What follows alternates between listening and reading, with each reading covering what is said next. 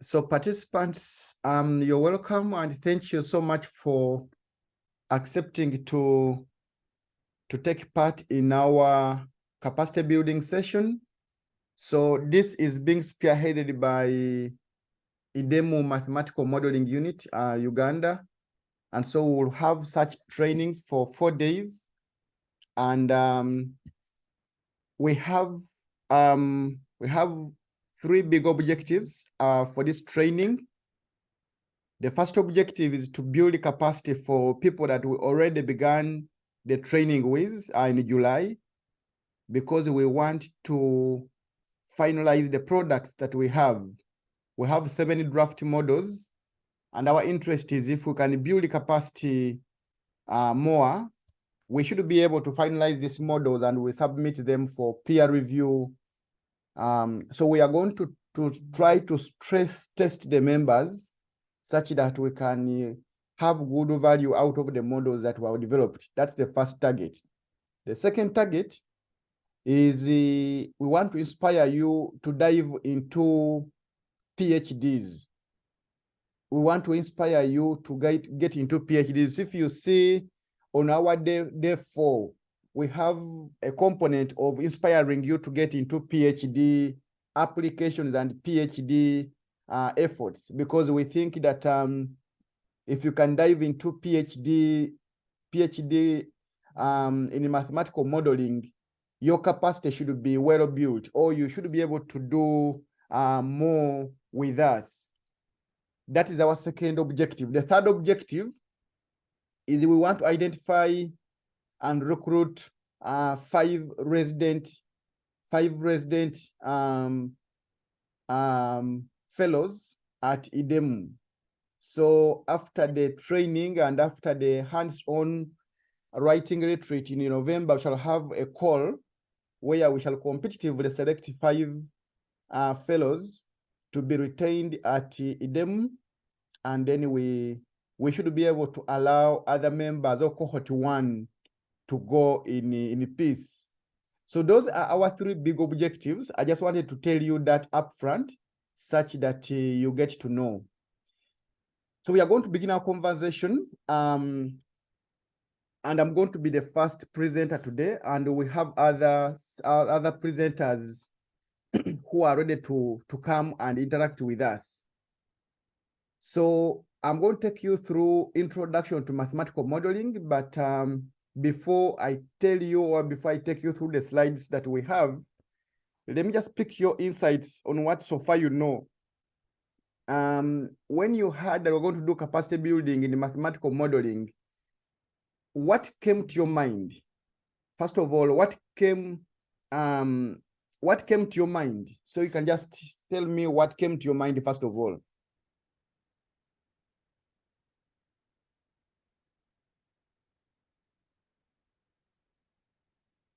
You can just unmute and speak. We are few. Good morning, everyone. I hope you can hear me. Yes. Yeah, my name is John Kanyeru Gitau Mbugua. I am from Kenya.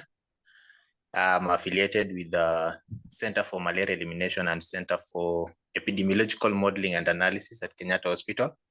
Okay. And so when I saw the post, what came to mind is the aspect of being a holistic data scientist, because I've worked with bioinformatics and I really love working with data. So moving a notch higher so that I can be able to, understand spread of infectious diseases, particularly because that's what I'm interested more with. So how best can I leverage this upcoming or new method, which is mathematical modeling, because I've seen a lot of papers publishing about mathematical modeling. So my idea really is to be a scientist who's at the middle between bioinformatics and mathematical modeling and be able to really contribute to elimination of malaria in my country. So when I saw the call, I was really motivated to be part of it, and that's why I'm here. Thank you so much. Great, and you're welcome, John. Very welcome.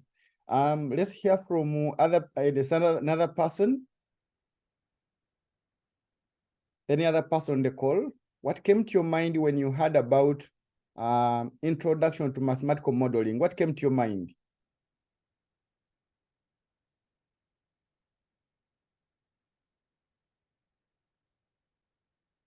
So let's all open our mics. I just want to make sure that I'm speaking to people.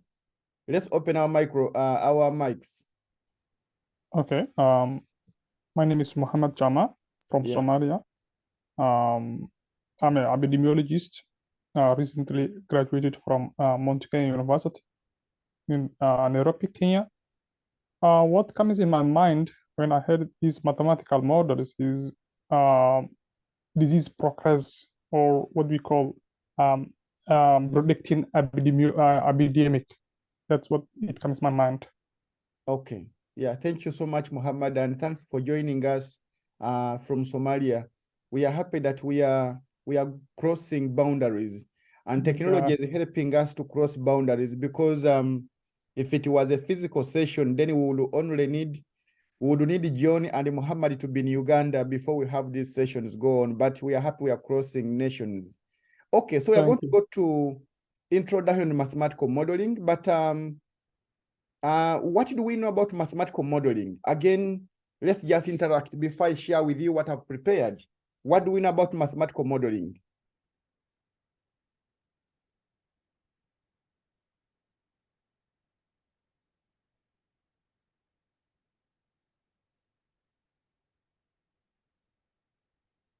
What do we know about math? Let's unmute ourselves. I just want to be sure I'm speaking to people.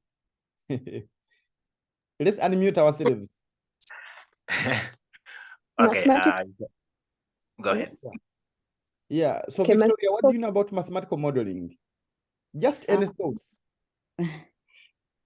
I know we usually use mathematical modeling to like do a mathematical representation of real world situations. For example, like modeling diseases, knowing if we do what impact, if we do what intervention, what will be the impact. So it sort of gives us a mathematical representation of what could happen if some interventions are done. That's what I think of mathematical modeling. Okay. Prose, what do you think about what do you know about mathematical modeling? Mathematical modeling is using a set of equations to determine solutions to problems which can be health related. And this can be either the normal models or they can be agent-based models. Yeah. And there are many types of compartmental models. They could be SERR models. They could be SIR models. Yeah. Okay. Yeah. So that's great.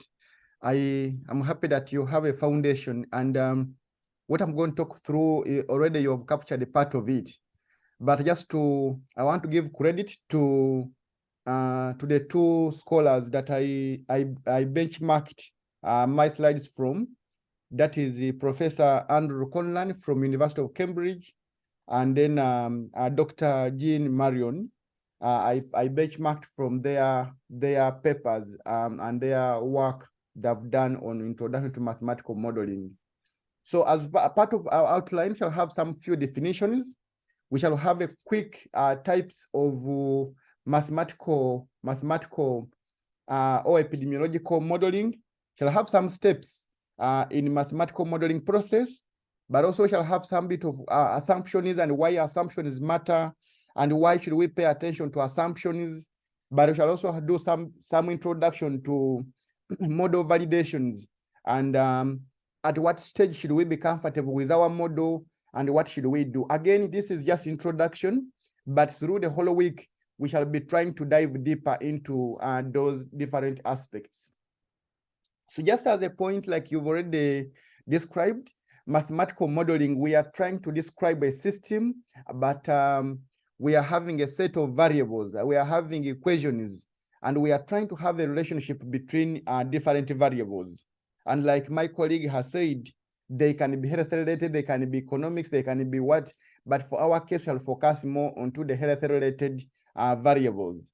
Maybe disease outcomes, maybe prevalence, maybe incidence, maybe interventions. So we shall be quite close into that line. So variables is a symptom that represents mathematical objects and can be number, can be vectors, can be a matrix, can be function, can be an argument. And we shall be looking more into that as we go forward. So I just want to talk about simulations, but of course I'm cognizant that in the current era, in the 21st century, there is a lot of digital, there's a lot of technology, there are a lot of softwares, there are a lot of computer software and computer packages that can help us do the simulations.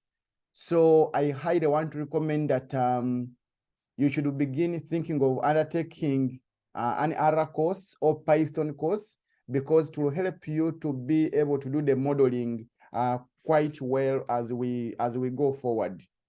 So simulation is a model that mimics the operation of an existing or a system, but also that we can be able to provide decision makers an opportunity to test scenarios or test processes.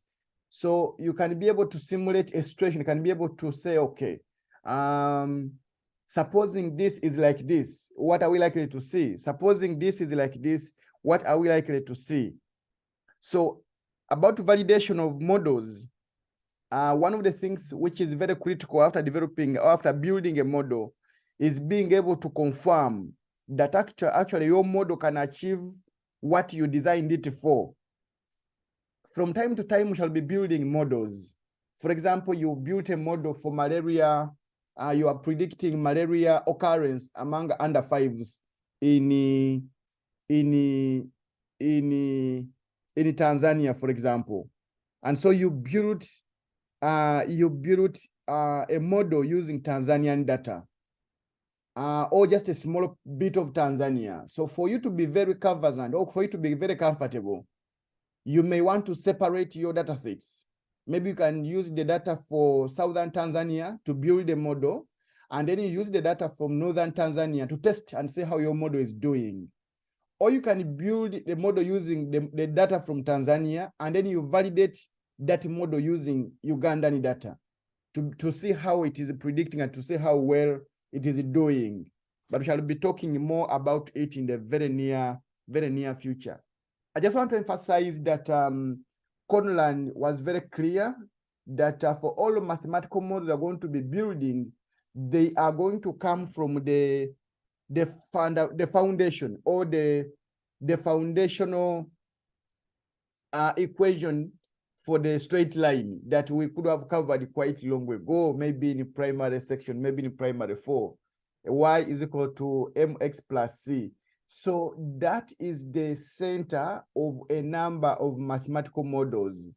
We can advance later on and go into differential equations, but the simplest or the basic or the foundation is when you begin with the linear equation, and you'll always be able to see a relationship between the vertical axis and the horizontal axis. When you are explaining or when you are expounding, you'll be able to look at what is on the vertical axis and what is on the horizontal axis. But the big message comes from this equation of the straight line that we covered so many years ago. And so you may want to remind yourself and say, okay, if I'm seeing what is happening on the vertical line, how does it explain what I'm seeing on the horizontal line? What is the relationship? Is there an increase? Is there a downfall? Something that line. So mathematical models, they are a description of a behavior of a system. So you are describing a system, you're describing a process, you're describing what could be happening in a population. We are describing what could be happening in somebody's body, but you are using concepts, you're using mathematical language to be able to explain that. You're saying, okay, in a population in Nairobi, we are likely to see this number of people sick. Maybe if these people are, let's represent them with Y. Those who are normal, let's represent them with X. Those who are having influenza, let's represent them with W. So you are representing what could be happening in a population, but you are using mathematical concepts or mathematical languages. There's a very big philosopher who said all models are wrong, but some models are helpful or they are useful. So one thing I want you to know is that when you build your model, don't be very surprised when you meet a politician and says there is nothing your model is telling us. And or you can find a reviewer of your journal, a reviewer of your model in the journal, and he says this model is fake, there's nothing it is telling us. So that person will be saying all models are wrong, all the models are useless, but some are useful.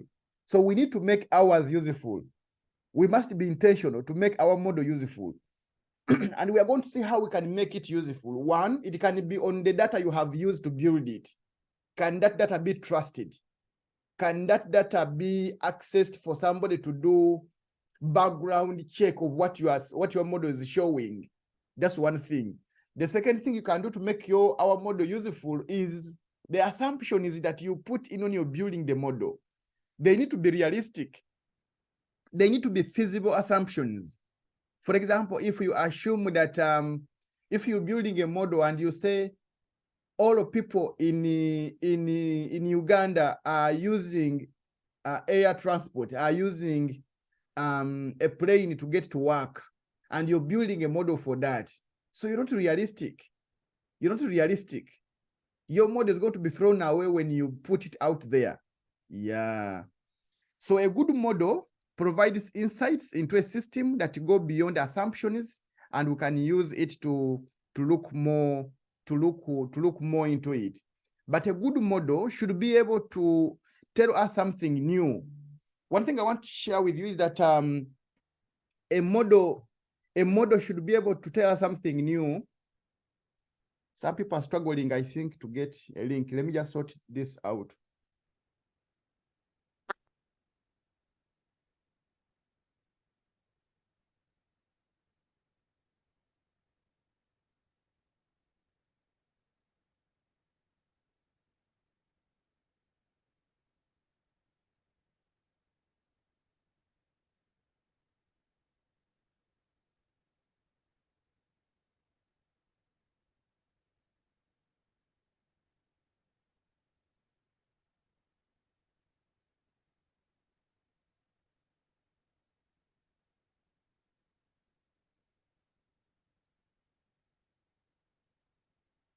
Yeah, so we need to make our model useful. Now, one thing about a model is that the model you have built should be able to allow you to ask questions. It should be able to give you something that you hadn't expected. It should be able to help you show maybe some geographical areas that maybe are a problem or that are showing a problem.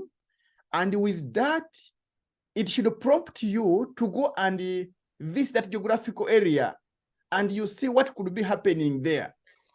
So that's why we are saying a model should be able to tell you something new. Maybe you could have not seen, but the model is saying we will have a very sharp rise in July. Now that's a new insight. So you should be able to ask yourself, why July? Do we expect much rainfall there? Do we expect much climate change there?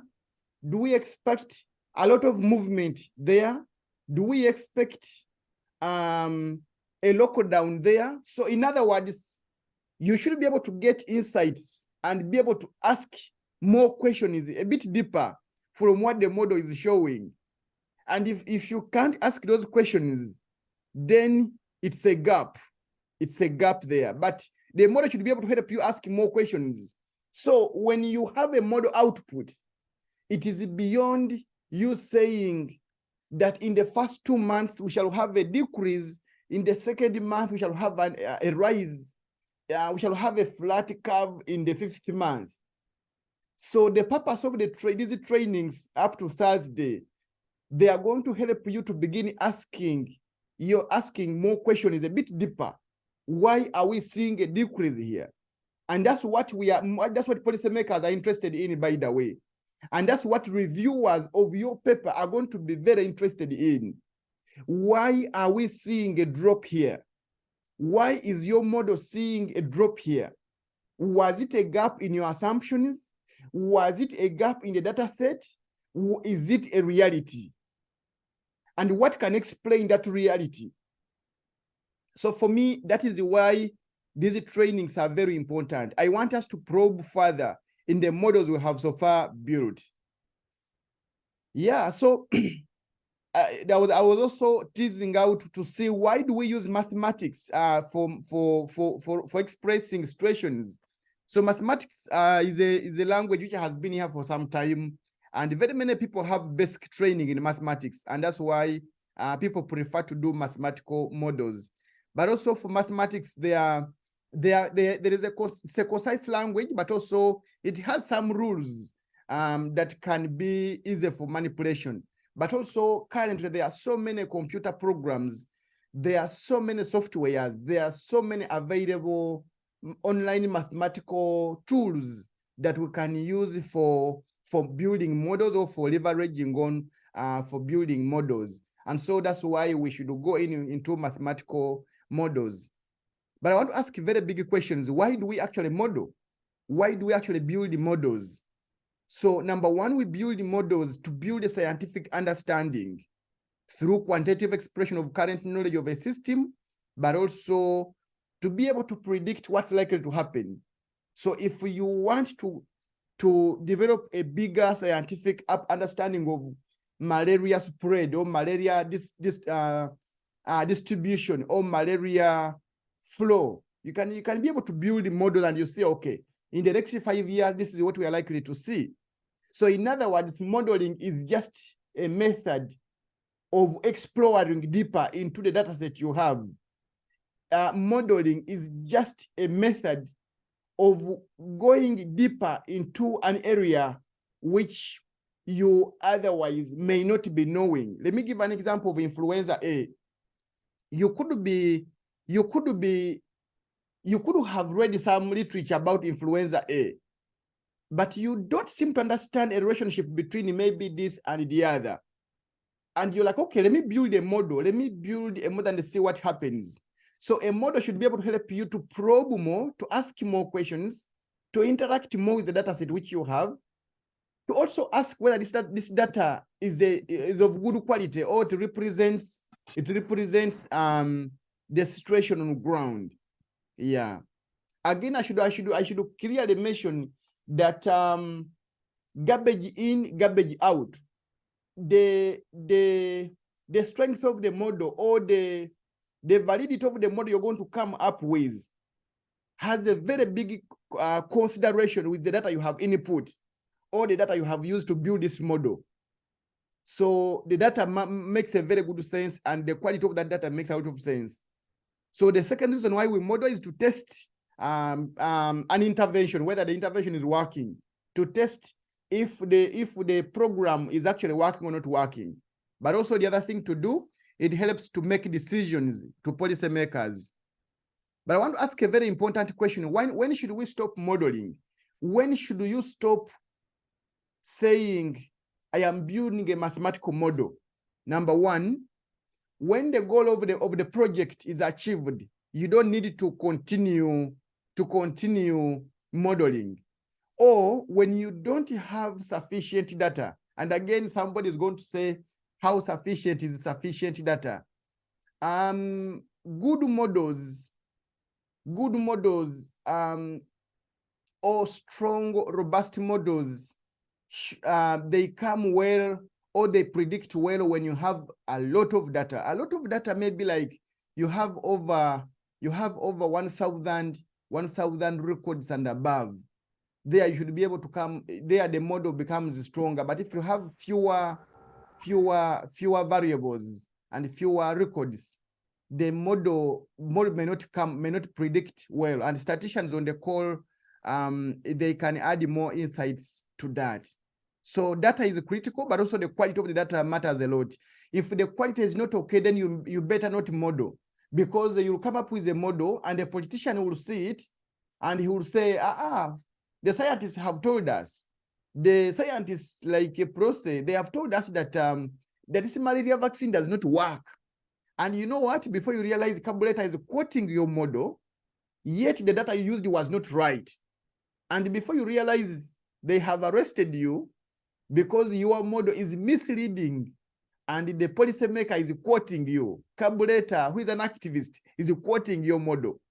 So the data is a critical thing to use. Yeah. And so some concepts may not be there, and if they are not there, then it's not good for you to dive into modeling. But also if the gap has been already filled, if the gap has been filled, then please don't need to model again. And so I want to now stick there. I want to emphasize something. So one of the biggest things to do when you are building a model is to ask yourself, what is the research question I want to answer? Am I sure no one else has answered it? So doing literature search and literature review before you begin building a model is very important. Very, very important. So I just want to try to dive into types of mathematical models. And again, you have been able to expound on some of them when we were discussing. So we have statistical models, these that describe a relationship between variables like linear regression, logistic regression, and others. So those lie more under statistical models, but also we can also categorize models depending on the output we see. If the output is non-probability, if it's not based on random distribution, we could say those are deterministic models. But also, if it's built on random distribution or on probability, we could say those are stochastic models. So I'm going to expound more about agent-based models and compartmental models in a very short while. So there are scholars who are trying to describe empirical and mechanistic models. And I want to encourage you to try to dive deeper into empirical and mechanistic models. But specifically, on Wednesday, we shall try to dig a bit deeper into the mechanistic models. And but again, it's an area which is very interesting, more so mechanistic stochastic models. They are very interesting areas that maybe you may want to take up for your PhD work moving forward. So I just wanted to hammer a quick difference between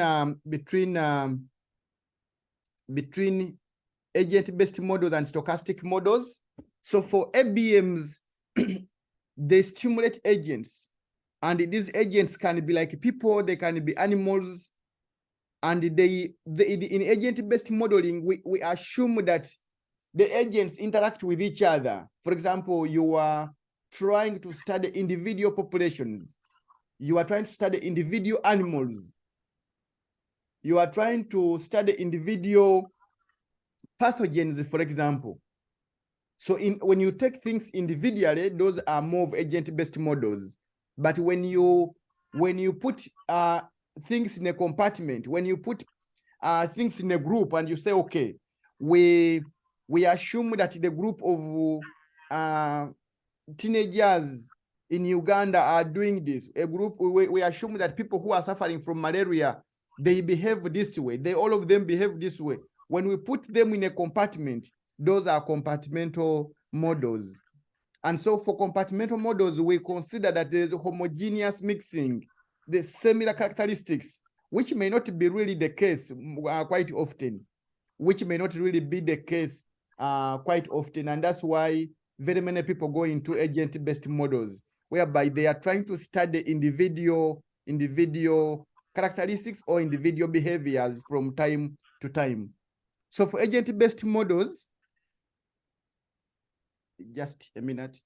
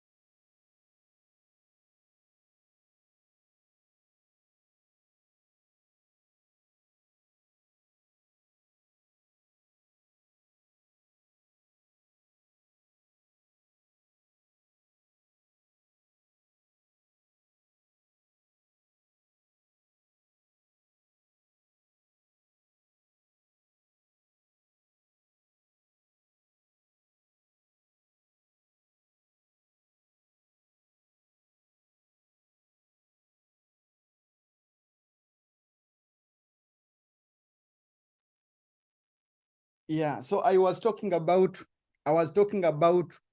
agent-based model. They capture more complex and heterogeneous interaction. So actually, most people prefer, like my supervisor, Andrew, he prefers agent-based models. He prefers stochastic analogies or mechanisms than as opposed to compartmental or deterministic models, because he wants to look at individual behaviors or individual interaction than you saying this group of people are together, or we have an average distribution of this. We have all of females in Uganda are, let's assume all of females in Uganda are of this age, or this age bracket, or they behave this way, or they eat this kind of food, or they sleep at this time. So when you're building compartmental models, you try to put people together, and sometimes it may not be really realistic, or it may not be the true scenario of putting different people together.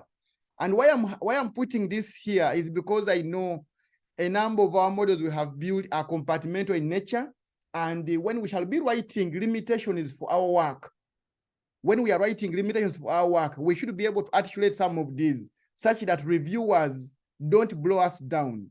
Because when you submit your papers to the journal, the reviewers are experts in this line. And so if your model is showing this, you should be able to explain what it is showing. But even when you are interpreting your results, you should interpret in the context of the model's strengths and weaknesses. I just wanted to emphasize that as we go ahead. So if your model has not done this, you put it under limitations such that they don't penalize you, or they don't squeeze you so much. Yeah. So that's more information in the same about agent-based models. So I just want to take you through the steps into modeling. And of course, I know we have already been taking these steps in, apart from some members who are joining us for the first time. But from the literature I reviewed, some were showing 4 steps into modeling, and some were showing 6 steps in modeling. But that's not a big case. I just want to show both of you, both of the 2 steps, both of the 2 explanations, and then you see the whole thing.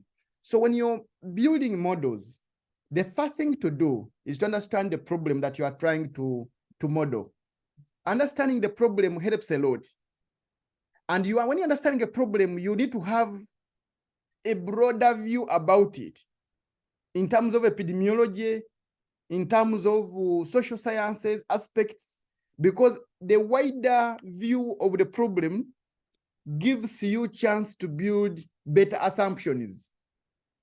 So in terms of epidemiology, you should be able to understand the problem in 3 aspects: the place, the period, and the person. So who are the people who are mostly affected? Which period or which times of the year, which seasons of the year that we mostly have this? And which places are mostly affected? Is it Kampala? Is it Karamoja region? Is it the East African region? So understanding the problem helps a lot. And it is because it helps a lot, it shapes the assumptions.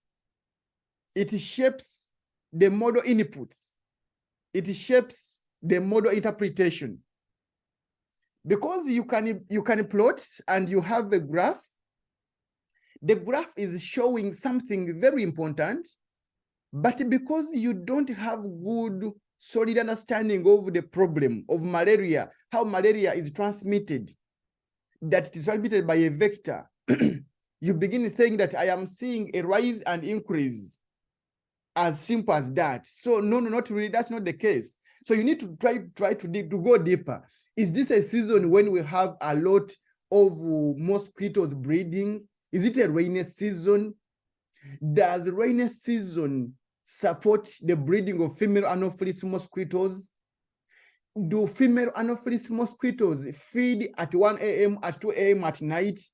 And therefore, when we are seeing a lot of inoculation or a lot of malaria incidents at 1 a.m. at night, it could be it is meaning that a lot of feeding is happening at 1 a.m.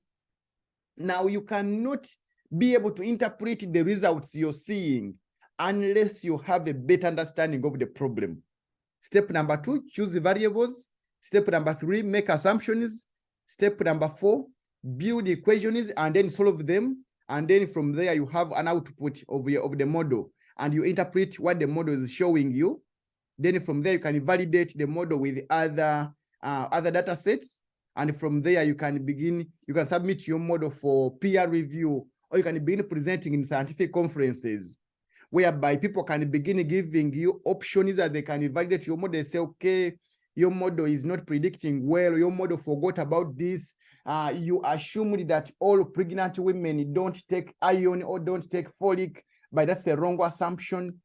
You forgot about the government policy, which is about antenatal care, which says this. All that criticism is okay.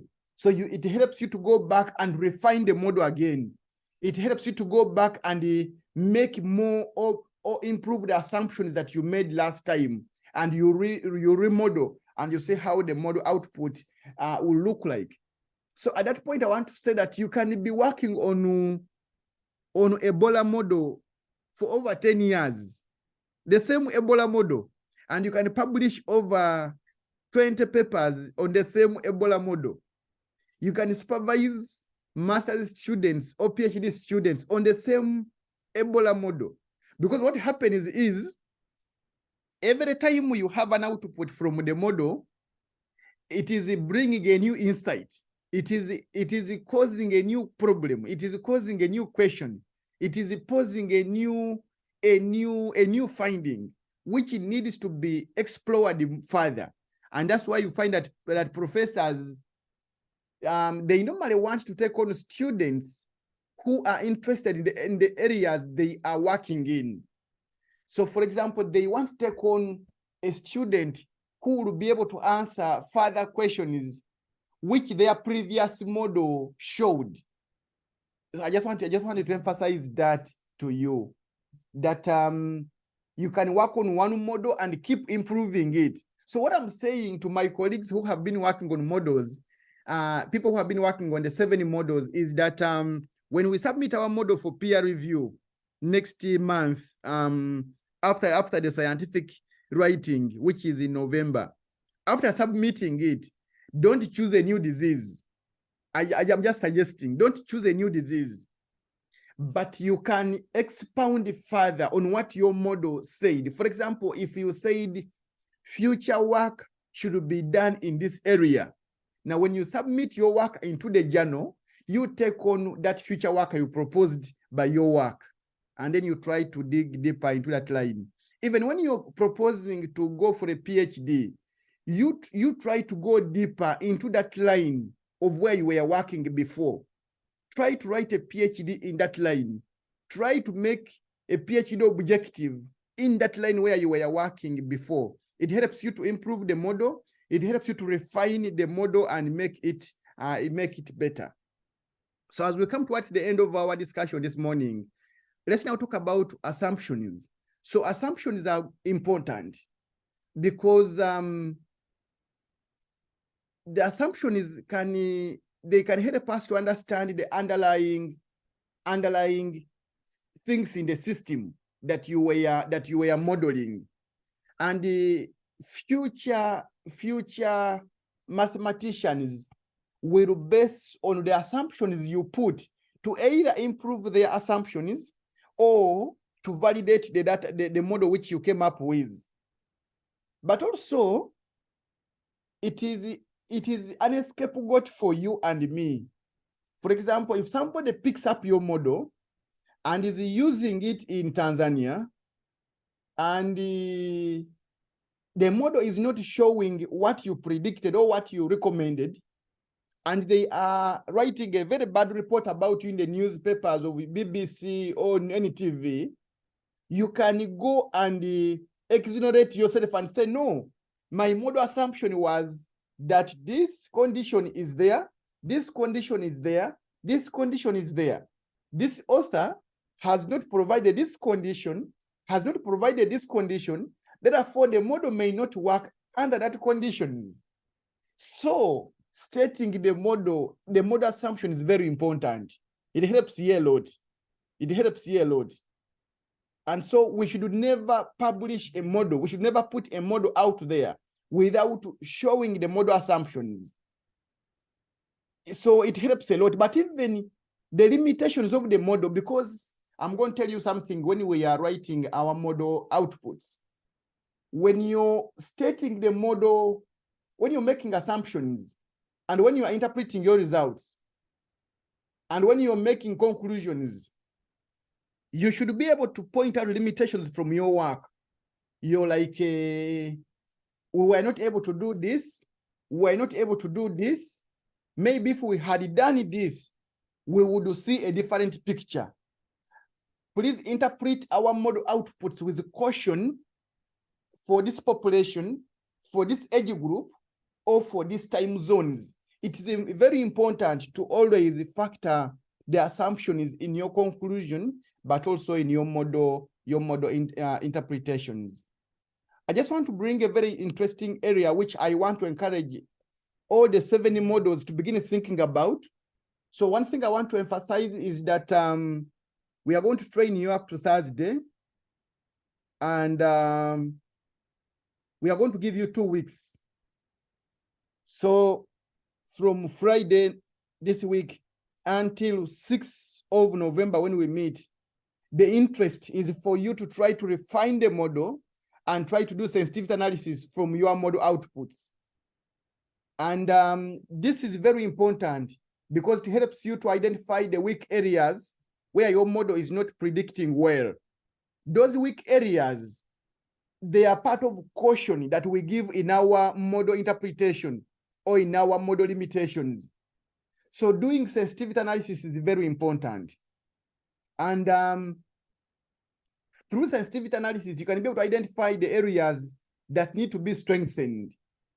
You can be able to identify areas where you need more data. You can be able to identify areas where you need to change the data set or increase the amount of data for you to be able to have a better picture. So sensitivity analysis helps you to really see how well your model is doing compared to other models. I just wanted to emphasize that, and I want to encourage us to do the sensitivity analysis for our 7 models which I have developed. It's a very big component which we hadn't done, but which reviewers are looking out for. Again, I've just been explaining some of this. When you have model outputs, when you have model outputs, it's important to choose the values or even see what the model is showing. It's good to look at what the model is showing very, very creatively and very keenly. And it's important for you to look at what you input when you're looking at model outputs. So you should never forget what you input. And one thing I want to also suggest that once you have a model output, you should be able to try to understand, like I said earlier in the beginning, you try to understand why this depression, why this rise, why this drop, why this depression. So when you're giving model outputs, don't just say that we will have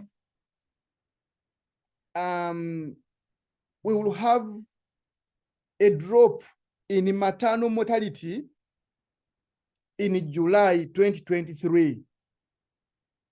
Now, if you say that that's the model output we have, that is quite kind of blank. That's more of a blank statement. You could say, if this condition remains constant, we are likely to see this. If this condition remains there, if this remains here, if this population remains doing this, if these behaviors continue the way they are doing, we will see A, B, C, D. Then from there, you need to make policy recommendations. What should be done now? with those cautions you were giving, what should be done? What should policymakers do? What should the people who are planning for immunization services in Bugiri do? What should they do? Should they strengthen health communication about benefits of vaccination? Should they ensure the vaccines are available or they are on time? Because in your assumption, you assumed that the vaccines are going to be available. So in your policy recommendation, you are saying, my model is going to work if the vaccination is consistent, or if the vaccination program is going on well. So what I'm recommending is that this should continue. I'm recommending that this should be done. I'm saying this should be strengthened if we are to see what the model is predicting for us. We should have more information generated about vaccine hesitancy. We should have more radio talk shows sensitizing about the use of mosquito nets. Because in my malaria model, I'm showing that we will have a drop in malaria if people are using mosquito nets. So giving policy recommendations is very important.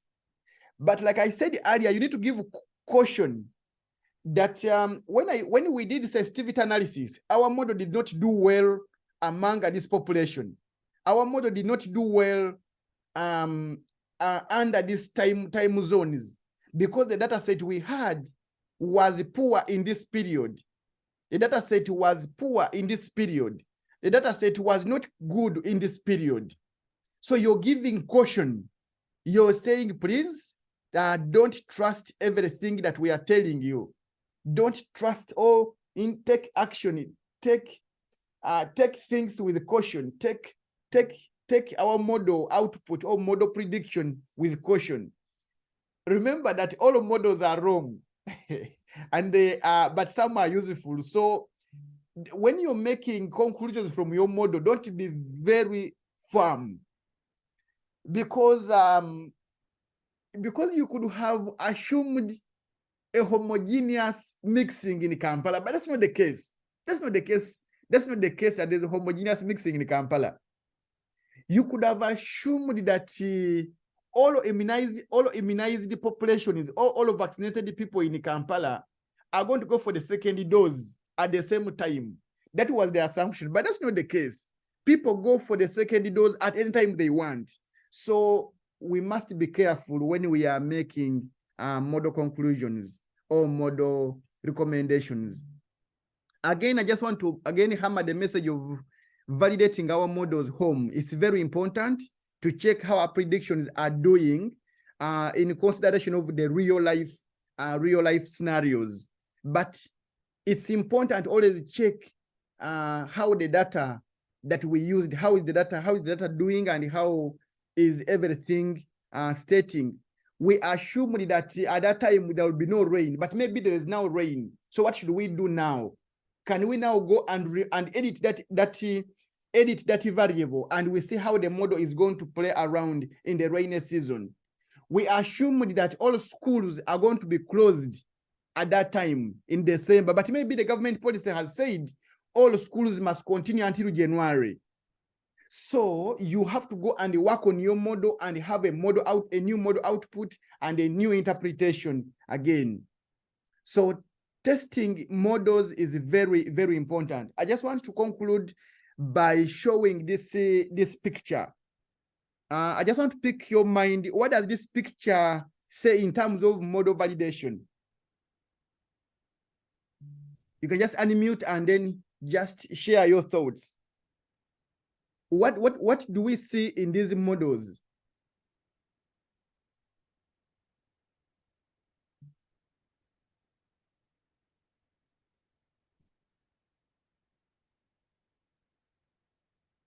Colleagues? Yeah, yes, Winnie.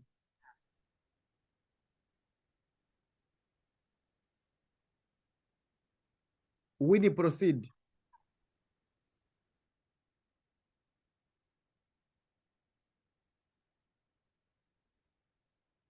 Winnie, maybe you're muted. Sorry. I see two graphs. one is showing very small curves, while the other, the pattern seems the same, but this second one is showing spikes and drops even in the curves. So maybe one could be, one looks realistic of what's happening. Maybe I'm assuming, and then the other looks like something which you are determining. Thank you. Okay, thank you so much, Winnie. Noah, and I want you to focus or interpret it in terms of model validation, validating the model output which we have. Noah, proceed.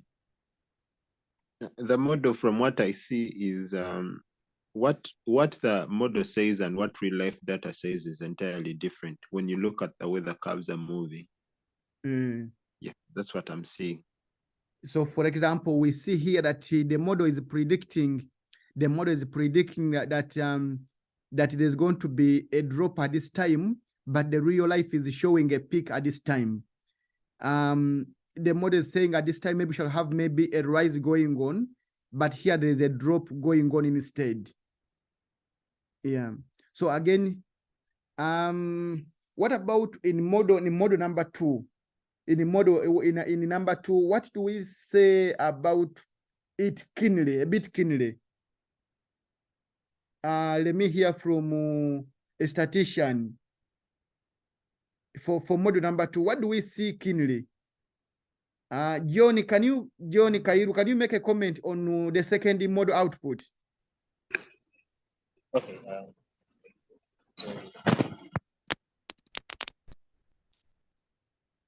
In terms of validating. Sorry? Yes. Yes, in terms of validation, I think there is a consistent outcome, both for the predicted and real life scenario. It's not so much difference as compared to the first model. So as a statistician, would you recommend that we trust the results of that model? Should we use that model moving forward?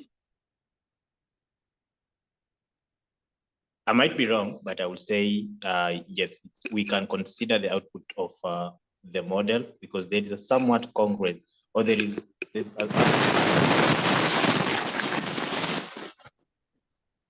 Okay. Thanks, John. Let me hear from Rogers. Rogers, what's your comment on the second model?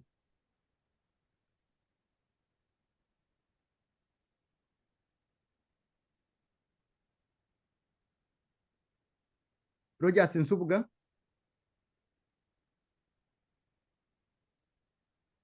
Okay, maybe he's not here. Yes, Rogers. In terms of model validation. My opinion would be in terms of breaking up our data into 2 sets and having our training and then the real data set. And so in one way we could let one using the other. So that's what I would think. Okay. So yeah, for this that's very important. Yeah, thank you so much, Rogers. That's very important. That's why I was telling when I was explaining that it's important to have the training data set and also the the testing data set. So if you have a data set, for example, for Tanzania, you can break into 2. You can have data for northern Tanzania for building the model or for training your model, and then you have the data set for northern Tanzania to test how your model is doing or how well your model is doing. Yeah, so colleagues, I want to thank you, and it has been a nice discussion with you. I'll hand over to Prose for a Q&A. Prose, over to you.